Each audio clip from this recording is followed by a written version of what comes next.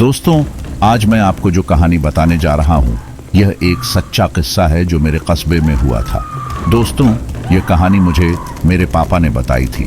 हमारे कस्बे में एक पुरानी खदान माइन है जो बहुत समय पहले ही बंद हो गई थी। समय के साथ साथ उसमें बारिश का पानी भरता गया और वो एक अच्छे खासे गहरे तालाब में बदल गई।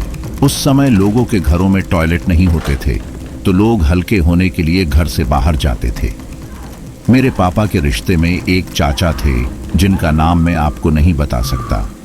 एक बार वो फ्रेश होने के लिए उस खदान की तरफ गए।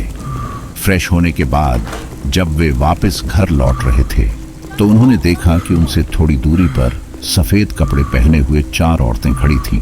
चाचा ये सब दूर से एक झाड़ी में छिपकर ये सब देख रहे थे। वह औरतें कभी इधर चल रही थीं तो कभी उधर चल रही थीं। वो सभी औरतें एक सर्किल में खड़ी होकर कुछ काला जादू कर रही थी। थोड़ी देर बाद वो सब औरतें रुकी और एकदम से मेरे चाचा जहां छुपे थे उस ओर देखने लगी।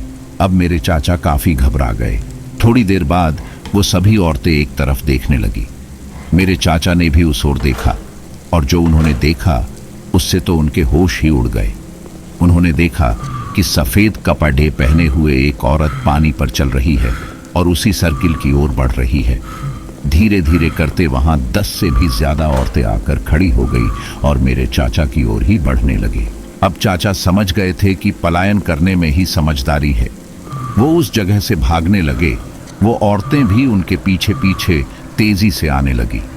उनके कान में एक औरत ने उनका नाम लेके बोला कि पीछे तो देख। आवाज बस उनके कान के पास से ही आई थी, पर वह पीछे नहीं मुड़े, बस भागते ही रहे।